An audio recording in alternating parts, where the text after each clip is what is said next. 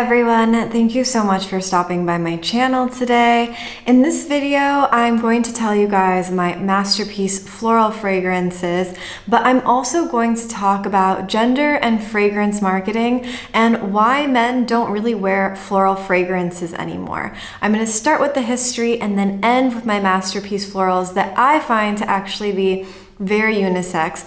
So if you're not interested in florals but still interested in why men don't wear florals, stay tuned. For those of you who are new here, my name is Ashley. I live and work in Paris as an apprentice perfumer.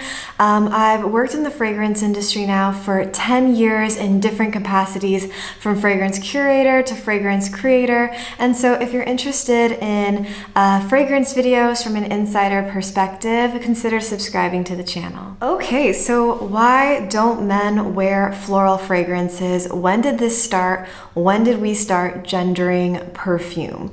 So it's a bit hard to tell. We know that people have perfumed themselves for a very long time, obviously. We know that both genders have perfumed themselves for a very long time. But it seems like this segment started happening, really, we can trace it back to marketing.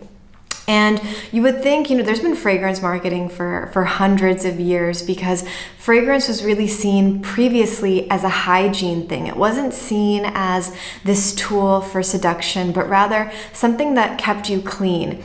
And so that's why we see it associated with like aftershave, barbershops, things like this, and where there were these huge magazines for this because in polite society, it wasn't polite to seduce someone, obviously. So you weren't wearing fragrance for that purpose prior to the 20th century. You were really wearing fragrance to smell good, to smell polite and proper and prim. And if someone just so happened to be seduced by that, it's not your fault, right? And so when you see fragrance marketing ads prior to the 1900s, they're sold as these eau de toilettes. And so for those of you who don't know what eau de toilette means, obviously you still see it everywhere, but it's supposed to be the water that you use in the bathroom. The French word for bathroom is toilette.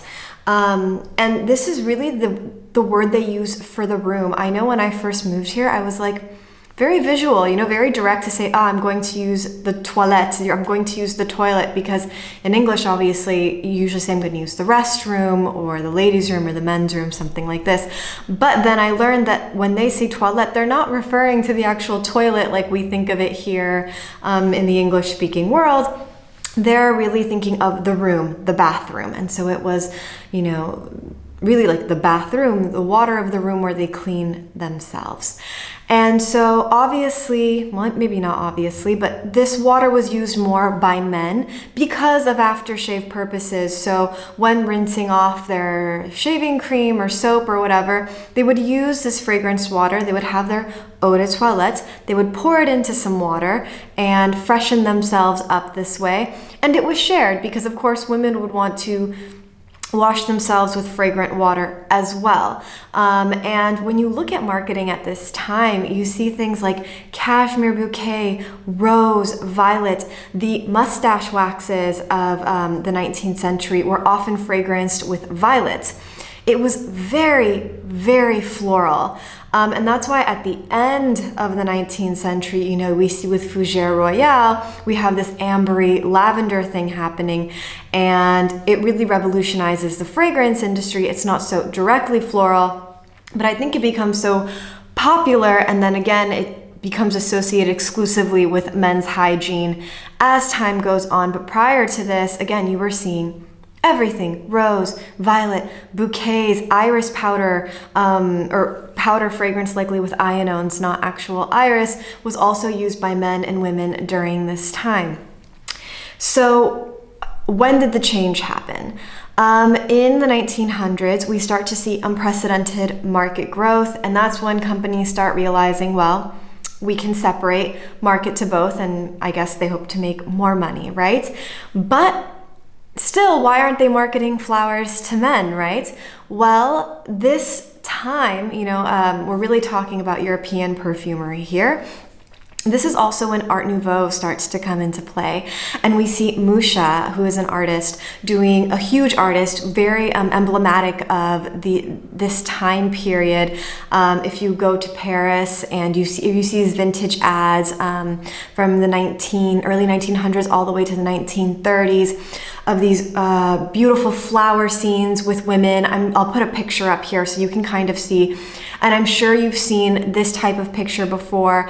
And this was a very common image for advertising in Europe for a variety of things, but especially for cosmetics and perfume. And if you see here, there are flowers and women, and you see this throughout Musha's work. It's flowers and women. And he is a huge artist in his own right, but he did a lot of ads and copy. And yes, it was very much focused on this. And so this is when we really see flowers associated with femininity in fragrances, because these visuals were bombarding everyone. And we see men's fragrances, again, go more towards this hygiene thing, because I think women were allowed to perfume themselves a bit more. Again, this is where we get into this part where society was very different than it was back then. So you kind of still had this like courtesan or demi-monde type of person who would perfume themselves to seduce, maybe not in polite society, but you know, when you go out at night and things like this. And it's really not until later on that you see men's fragrances marketed as, you know, get the girl. It was really for a long time, even up until like at least the 30s, 40s, that you see men being willing to use fragrance for something other than just, I want to smell clean. I do want to give a big thanks to a woman named Eugenie Briot at the perfumery school. We do have kind of teachers, although it's a bit more than that. This woman, she is a fragrance researcher. She is an incredible wealth of knowledge, and a lot of my perfumery fun facts come from her. You can look her up. She's written a lot of stuff, although mainly in French. Her name is Eugenie Briot, and yes, just an incredible source of fragrance knowledge, and that's where I learned a lot of this stuff, and I found it so fascinating, and I wanted to share it with you all. So now on to my top floral fragrances. So first, I want to talk about Bois de Violette by Serge Lutens. This is truly a masterpiece. If you like Féminité du Bois, you're gonna love this. This is a very strange fragrance at first. I don't think it's a fragrance other people would find strange on you, because it's really just violet and cedar, which sounds like it would work easily, like it'd be an easy love. It's hauntingly beautiful, this fragrance. It is truly a piece of art, but I even find it's difficult to describe. It really is just violets and cedar. You think they would go so perfectly together, but it is such an interesting composition. It's these two very cold notes, the fruity violet, and then this dark cedar. And I wouldn't say that, oh, they meld together so well. You smell them both very separately, but it's such an interesting fragrance. It's beautiful to wear. You have very good longevity here. And absolutely unisex, because again, violet, it's not the most redolent floral, it's not indolic, it's not creamy, it's more just fruity, and you see a lot of fruity notes in men's fragrances. And then you have cedar, which is so woody, and this fragrance is so elegant and so refined and would work so well on a man. Next on my list is Pichola, which is a beautiful orange blossom fragrance. It's very citrusy, very light, very airy, very fresh. It's really orange with the orange blossom. This was one of the first white florals I ever liked, because generally white florals were always too indolic for me, too sweet, a little bit nauseating. And Pichola just does this white floral with this freshness that is incredible. Again, I find this fragrance to be a completely unisex floral for men and women, and beautiful.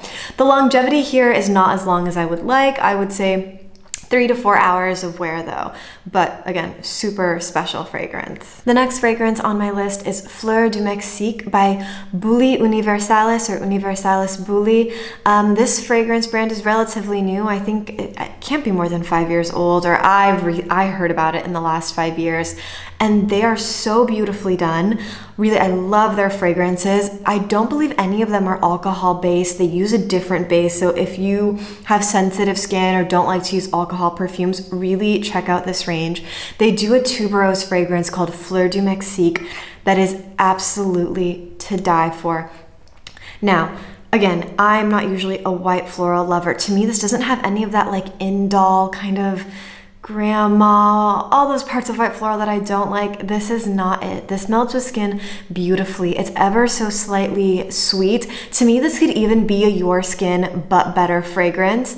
And again, I find it to be a very unisex floral. Again, you have to be a guy that likes floral fragrances. As I've said, men were wearing florals for a very long time, and truly this gendering of fragrance I think is just a parenthesis in fragrance history, because now with unisex fragrances in niche becoming this huge thing that it is, we're gendering fragrances less already, and so I think it's going to be something that is relatively new in the past 100 years, and we're going to see it kind of fade out. I'm really curious to hear your opinions. What are your favorite floral fragrances? Do you like floral fragrances? Yeah, let me know, and I look forward to seeing you all in the next video. Bye everyone.